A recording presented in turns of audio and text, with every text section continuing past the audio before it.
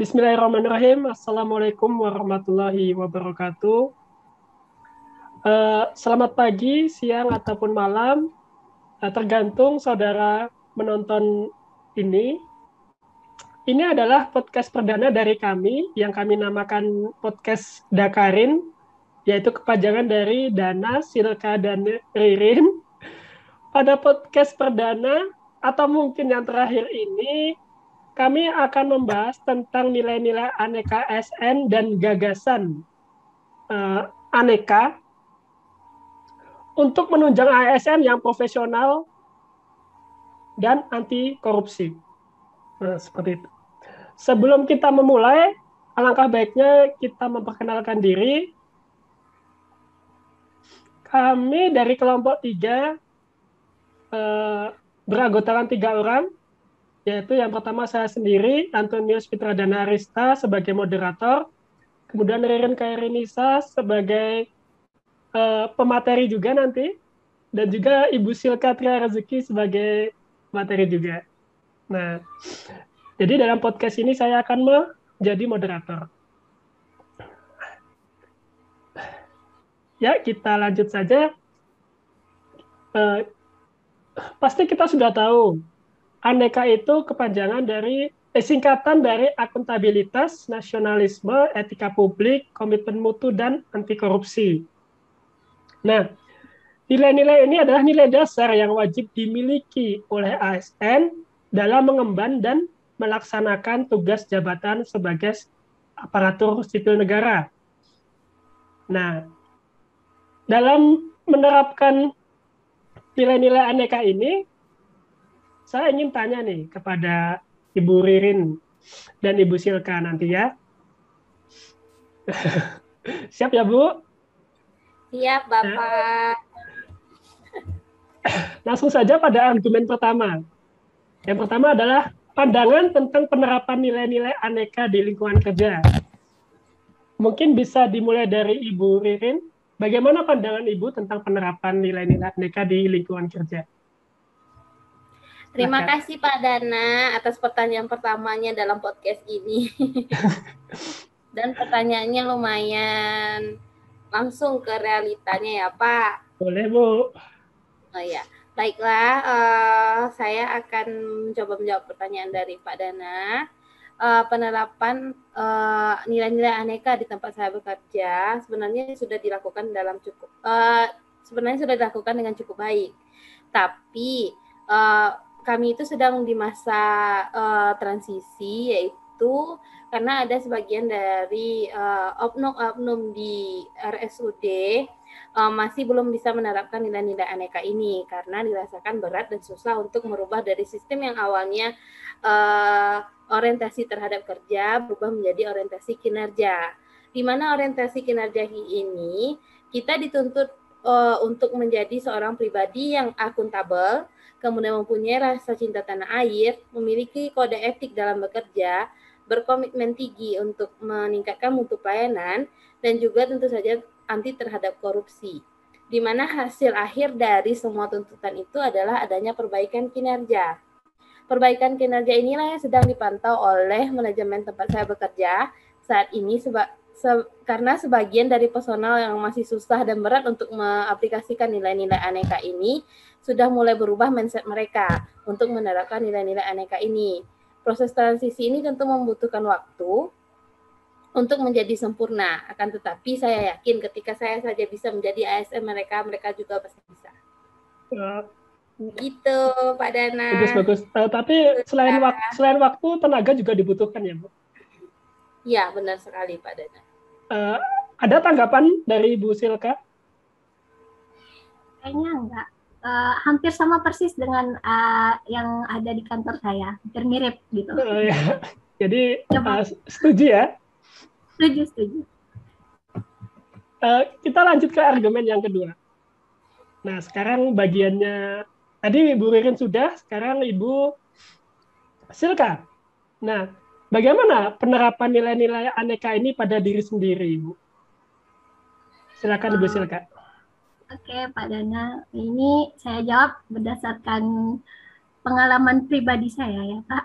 Ya, boleh. Jadi dulu itu saya pernah jadi tim PPHP, penerima hasil pekerjaan terhadap barang dan jasa. Ya. Nah, waktu itu kita ngantar bantuan ke Pokdakan kelompok budidaya ikan itu benih ikan patin sekitar 10.000 ekor, 10.000 benih gitu kan.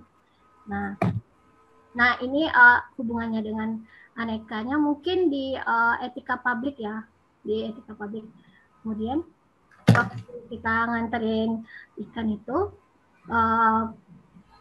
ketua kelompok sempat protes, kenapa ikan yang dikasih itu cuma 10.000, kenapa enggak 15 gitu kan.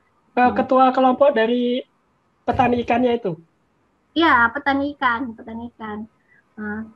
Terus kita sebagai tim kita nggak tahu itu kan kontra itu emang udah langsung dari pusatnya, DAK. DAK kan dana alokasi khusus yang dari pusat. Kita nggak tahu itu kan. Yang terus bagaimana cara kita menjawab ke Pok pada saat itu ya kita bilang kami kalau yang ini kami nggak bukan koridor kami Pak gitu. Yang ini nih kalau masalah bantuan ikan 10.000 atau 15.000 itu langsung dari pusatnya. Kalau Bapak pengen lagi atau Bapak pengen nambah ikannya, Bapak bisa beli ke kami gitu kan. Gimana cara kita menjawab dengan baik gitu. Terus Bapak ketua kelompoknya itu nanya lagi, ini ikannya pas nggak 10.000 kata dia. Terus kita sebagai tim ya langsung ini agak kaget. Bapaknya malah minta hitung satu-satu gitu ikannya kan. Wah. Kita nggak mungkin ngitung ikan satu-satu karena waste time, menghabiskan waktu. Terus kita PHO itu bukan di satu tempat aja, kita pergi PHO juga ke daerah, ke kecamatan lain yang lebih jauh gitu kan. Jadi terus kita jelasin ke bapaknya, Bapak ini kita nggak mungkin ngitung ikannya satu-satu, kita ngitung ikannya pakai metode sampling gitu. Metode sampling misalnya dalam 1 kilogram ada 500 benih ikan, nah berarti kalau 10.000 itu ada 20 kilo. Nah, lagian kalau misalnya ada ikan yang mati sebenarnya di dalam bantuan ikan itu 10.000 itu udah dilebihin sekitar 1.000 atau 2.000 ikan gitu. Nah, itu gimana cara kita menjawab ke masyarakat dengan baik gitu tanpa ada emosi atau gimana atau ada perasaan kesal gitu. Itu sih kalau pengalaman kerja. Setelah apa namanya kejadian itu, apakah masyarakat menerima? Menerima, Bapak itu menerima, cengengesan aja Bapak. Bapak itu nanya itu entah mereka bercanda atau gimana, tapi agak bikin apa ya? Ya, seharusnya sebagai ketua kelompok petani ikan harusnya tahu dong cara menghitung ikan dong. Iya, harusnya tahu gitu kan. Mungkin mereka bercanda atau apa ya, gitu. Mungkin mereka menguji. Atau mereka menguji. Iya, itu aja sih Pak. Gimana Ibu Ririn, ada tambahan? Sepertinya tambahnya cuma sedikit aja Bapak Dana. Kalau kita memang harus menetapkan nilai-nilai aneka itu sendiri, karena dalam nilai-nilai aneka itu sendiri sudah berkaitan dan berhubungan untuk memberikan pelayanan yang baik kepada masyarakat, seperti itu. Saya setuju juga sih. Jadi penerapan nilai aneka itu harus benar-benar kita tanam dalam diri kita. Seperti itu. Langsung diimplementasikan langsung. Ya, sebagai ikan kita harus dapat melawan arus. Jangan ikan yang fresh. Iya. Fresh fish salah. Ya, kita lanjut ke ini argumennya cuma ada 2. Kita langsung ke inti dari podcast ini. Nah, yaitu gagasan aneka. Aduh, maaf, nah ada. Ada gagasan aneka. Nah, ada nggak sih gagasan atau ide dalam apa ya, dalam aneka ini di lingkungan kerja kalian? Ada nggak? Mungkin Ibu Ririn sekarang bisa menjawab. Baiklah Pak Dana, kalau saya sendiri mempunyai ide untuk mengimplementasikan nilai aneka ini sendiri di instansi saya bekerja, saya idenya yaitu untuk menunjuk diri sendiri sebagai duta ASN beraneka. Di mana menjadi duta ini, kita bukan ditunjuk oleh siapa-siapa, tapi kita saja menunjuk diri kita sendiri untuk menjadi duta ASN beraneka ini. Karena dengan menjadi duta ASN beraneka ini, kita akan menjadi role model dalam bekerja dan bekerja yang bertanggung jawab, kemudian memiliki integritas, beretika yang baik, kemudian memiliki inovasi baru dalam pengembangan pelayanan publik, dan pastinya juga anti korupsi. Seperti itu Pak Dana. Jadi menjadi itu ya, menjadi role model ya. Iya, menjadi role model. Baik itu role model bagi juniornya maupun dari atasannya. Iya, benar sekali. Ide yang bagus. Kemudian Ibu Silka ada nggak nih gagasannya atau tambahan lah dari tanggapan dari ide dari Bu Ririn? Ada nih, kalau role model berarti kayak role model berarti itu kayak pencetus sih. Ya, contoh lah, sebagai contoh. Ya, sebagai contoh atau ibaratnya ya pencetus ya, misalnya kalau di kantor saya tuh ya, kan kalau dalam pelayanan publik itu biasanya masih menggunakan metode manual gitu. Manual tuh kalau misalnya kelompok pengen dapat bantuan ikan, mereka harus datang dulu ke kantor gitu kan. Itu kan kalau itunya bisa apa Western apa sih menghabiskan waktu. Iya, tidak terjun ke masyarakat ya, jadi masyarakat yang datang ya. Iya, menghabiskan waktu, terus menghabiskan tenaga. Nah, jadi kalau menurut saya kita bisa bikin inovasi menggunakan teknologi. Kemudian kita bikin formulir online gitu untuk masyarakat yang pengen dapat bantuan ikan. Jadi mereka nggak perlu ke kantor lagi. Mengingat rumah mereka tuh kadang ada yang jauh. Di Damasraya ini kan ibaratnya tuh besar. Luas. Wilayahnya luas. Wilayahnya luas, ada yang di ujung sana. Terakhir saya pergi PHO itu jauh ke daerah pabrik sawit SP5 namanya, Padang Lawe, itu jauh banget tuh, memakan waktu juga itu. Jadi kalau kita punya yang praktis seperti mendaftar via online, kenapa tidak gitu kan, juga meminimalisir kecurangan juga ya. Itu sih, itu aja. Bagus. Saya juga ingin menambahkan nih, tadi dari perawat udah, dari Dinas Perikanan udah. Nah, saya sebagai pegawai di dunia pendidikan, apalagi sebagai guru, ada juga gagasan untuk aneka ini. Salah satunya adalah membuat workshop. Mungkin workshop di mana kita kan generasi milenial, apalagi di masa pandemi ini, ada pembelajaran daring. Nah, guru-guru yang sudah istilahnya bisa dikatakan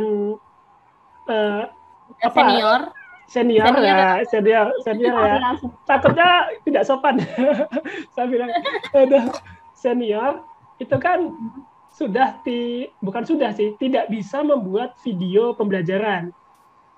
Nah, jadi gagasan saya adalah membuat workshop atau pelatihan untuk pembuatan video pembelajaran di sekolah.